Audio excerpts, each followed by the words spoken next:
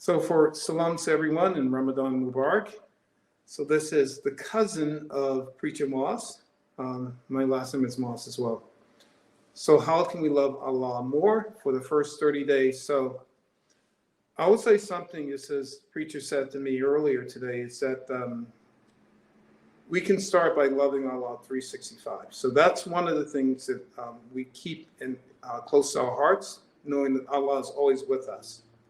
The second thing that I do is, in a lot of instances, especially when I can't figure things out, or in circumstances where I'm afraid and I have to perform. So I'll say to Allah, Allah, please just use me.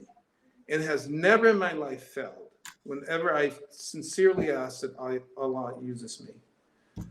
So for this time of Ramadan, something has come to me that has been sort of persistent for a while, and that is to know not just the Quran, but like the truth of the Quran. Like we look at it, we study it.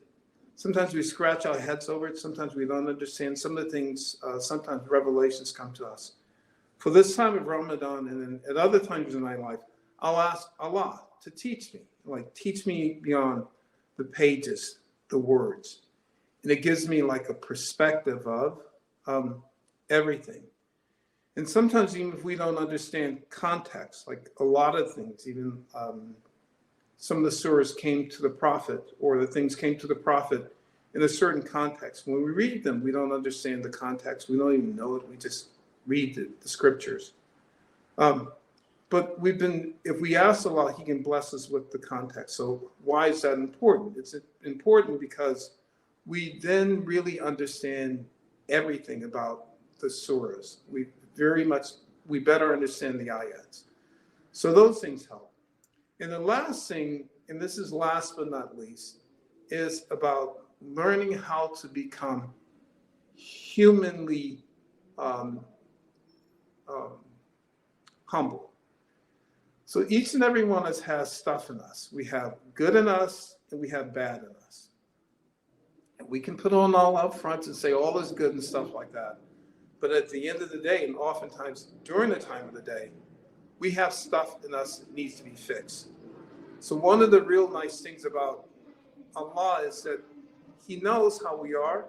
He also knows the things that are in our hearts, our imperfections. And in spite of all those things, He still loves us. So for me, a lot of this just comes down to trusting in Allah and going to those dark spaces and looking at them and seeing how I can improve myself.